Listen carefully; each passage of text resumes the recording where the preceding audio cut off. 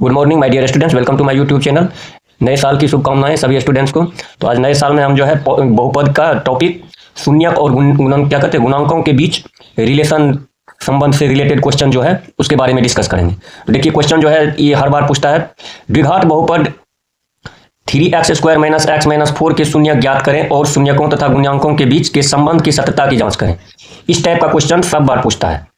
Same question नहीं भी पूछेगा, मान के चलिए यहाँ पर डाटा चेंज कर देगा, लेकिन इस टाइप का क्वेश्चन जरूर पूछता है शून्यकों और गुणांकों के बीच संबंध स्थापित करने के लिए। तो इसमें देखिए, इसमें मैक्सिमम अधिकतम जो है घात क्या है, 2 है, तो इसको हम क्या कहते हैं, द्विघात बहुपद। इसको हम मान लेंगे f(x), कोई फंक्शन f(x) बराबर जैसे हम मान लेंगे दिया हुआ है 3x² - x - 4। तो इसमें शून्यक क्या होता है, शून्यक जो है जैसे x² के साथ जो है कांस्टेंट जो लगा हुआ रहता है, जैसे यहाँ x² का गुणांक क्या होगा, 3 होगा, x का गुणांक क्या होगा, देखिए -1 होगा, यहाँ कांस्टेंट टर्म है, इसको हम कांस्टेंट टर्म कहते हैं। तो इसका सबसे पहले हम गुणनखंड निकाल लेंगे। तो गुणनखंड जो है आप लोग पढ़े होंगे 9th में भी या 8th में भी, जो splitting middle term splitting method से जो गुणनखंड किया जाता है, जैसे 3 है और 4 है, यानी x² का गुणांक जो है और कांस्टेंट का गुणांक जो है इसको क्या करेंगे, गुणा कर देंगे। तो 4 3 जा क्या होगा, 12 होगा और उसके बाद बीच वाला जो टर्म है देखते हैं 12, जैसे 12 हो गया तो 12 का एलसीएम निकाल लेंगे, यानी कांस्टेंट टर्म और x² का कोफिशिएंट को मल्टीप्लाई करके यानी गुणा करके इसका एलसीएम निकाल लेंगे। तो 2 से देखिए 6 हो गया और 2 से 3 हो गया, तो इसका गुणनखंड क्या हो जाएगा, 2 × 2 × 3। अब इसमें हमको चूज करना है जो यहाँ पर क्या है, -1 है, तो माइनस है तो यहाँ पर देखिए 4 2 2 जा 4 और -3, यानी 3 और -4 करेंगे तो यहाँ पर -1 हो जाएगा, तो हमको इसी से लेना है। तो इसका इस तरह से गुणनखंड करते हैं, आप लोग को पता ही होगा। तो 3x² -1 है तो इसको हम क्या लिखेंगे, 3 - 4, तो -3 और x है तो -3x, सॉरी +3x और -4x, क्योंकि यहाँ पर -1 है तो इसीलिए पॉजिटिव लगेगा, पॉजिटिव का साइन लगेगा छोटा वाला में और बड़ा वाला में क्या होगा, माइनस का साइन लगेगा, यानी 3x और -4x लिख सकते हैं। -4 है तो -4 लिखेंगे, इसको कहते हैं मिडिल टर्म स्प्लिटिंग। तो अब देखिए इसमें 3x कॉमन हो जाएगा, इसमें 4 कॉमन हो जाएगा, इसमें 3x कॉमन लेंगे तो क्या हो जाएगा, 3x इधर x बच गया, अब +1 हो जाएगा।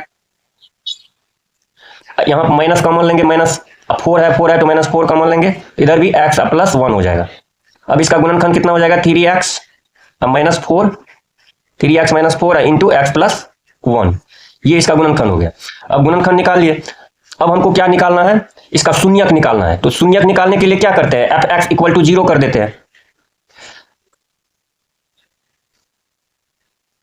तो f(x) = 0 हो जाएगा। शून्यक जब निकालेंगे तो f(x) का मान क्या करते हैं, 0 हो जाएगा। तो क्या हो जाएगा, 3x - 4 इंटू x +1 = 0। यही हुआ शून्यक निकालने का। अब इससे x का जो वैल्यू होगा यही शून्यक होता है। तो इसको क्या लिखेंगे, सबसे पहले 3x - 4 = 0। तो इससे हमको 3x = 4 इधर आएगा तो x = क्या हो जाएगा, 4/3, एक शून्यक हो गया। उसी तरह x + 1 = 0, तो x = क्या हो जाएगा, -1। तो शून्यक क्या हो गया, आपको शून्यक इक्वल टू क्या हो जाएगा, 4/3 और -1। ये आपको 2 शून्यक होता है, क्योंकि द्विघात बहुपद है, x के पावर 2 है तो 2 शून्यक होगा, x के पावर यदि मैक्सिमम 3 होगा तो 3 यहाँ पर शून्यक होगा, ये ध्यान में रखना है। द्विघात बहुपद का 2 शून्यक होता है, यानी 2 रूट्स होता है। अब हमको शून्यक निकल गया, एक आंसर ये हो गया, कहता है शून्यक ज्ञात करें, तो आंसर निकल गया इसका एक तो फर्स्ट। अब कहता है और शून्यकों तथा गुणांकों के बीच, अब इस शून्यक और गुणांकों के बीच हम क्या करेंगे, रिलेशन को सत्यापित करेंगे, इतना होता है कि नहीं होता है। तो हम यदि 2 शून्यक है तो इसको हम एक को अल्फा मान लेंगे, अल्फा = 4/3 और बीटा = -1। 2 शून्यक होता है तो एक अल्फा और एक बीटा, यहाँ पर माना लिख देंगे, माना द्विघात बहुपद का शून्यक अल्फा और बीटा है। 2 शून्यक अल्फा और बीटा है, तो अल्फा बराबर हो गया 4/3 और बीटा बराबर -1। अब हम जानते हैं जो शून्यकों का योगफल पढ़े होंगे, शून्यकों का योगफल इक्वल टू क्या होता है, शून्यकों का योगफल जो होता है क्या होता है, माइनस कोफिशिएंट ऑफ, यानी x का गुणांक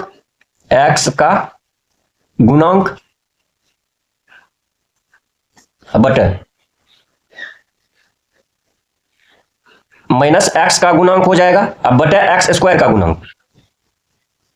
ये सब याद रखना है, सेम प्रोसेस ही करके बनाना है, कोई भी क्वेश्चन आएगा तो। अब इक्वल टू क्या हो जाएगा, देखिए -x का गुणांक कितना हो जाएगा, यहां पर आपको x का गुणांक है -1, तो -1 हो जाएगा। अब बटे x² का गुणांक कितना है, 3 है, इक्वल टू कितना हो जाएगा, माइनस में माइनस मल्टीप्लाई करेंगे तो 1/3 हो जाएगा। शून्यकों का योगफल, अब देखिए 1/3 तो हो गया इसका। अब शून्यकों का योगफल तो अल्फा प्लस बीटा हम करेंगे, तो अल्फा प्लस बीटा, देखते हैं ई बराबर 1/3 होता है कि नहीं। देखिए 4/3 है अल्फा, बीटा -1 है तो -1 देंगे, तो इक्वल टू कितना हो जाएगा 4, 3 1 जा 3 यानी -3/3। ई भी देखिए 1/3 हो गया। यही सत्यापित करना है, यानी शून्यकों का गुणनफल फार्मूला से, यानी गुणांक से ई 1/3 हो गया और इसको ऐड किए तो 1/3 हो गया, तो ई फर्स्ट प्रूव्ड हो गया। अब हमको शून्यकों का गुणनफल करना है।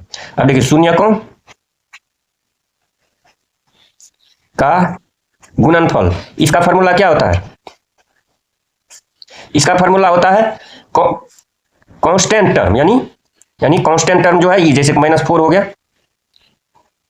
अचर पद, अब बटा यानी कांस्टेंट टर्म, अब बटा यही x² का गुणा।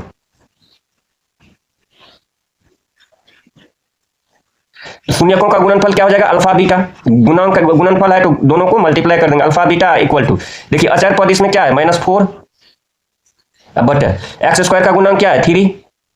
अब देखिए अल्फा और बीटा को मल्टीप्लाई करने के बाद -4/3 आता है कि नहीं। अल्फा की जगह पे हम 4/3 लिख देंगे, इंटू बीटा की जगह पे -1 लिख देंगे, इक्वल टू -4/3 है। तो देखिए -4/3, इसको मल्टीप्लाई किए तो -4/3 इक्वल टू -4/3।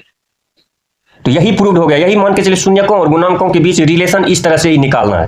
फार्मूला से शून्यकों का योगफल निकाल देंगे और ये जो इससे जो हम शून्यक निकालें उसको ऐड करने के बाद देखेंगे होता है कि नहीं। उसी तरह गुणनफल में भी यही करना है। तो सेम प्रोसेस इस तरह से क्वेश्चन, एक क्वेश्चन आपको फिक्स रहेगा, यही कंसेप्ट से इसी तरह से बनाना है। अब तब तक के लिए जय हिंद, जय भारत। अब फिर हम नेक्स्ट टॉपिक को लेके आएंगे।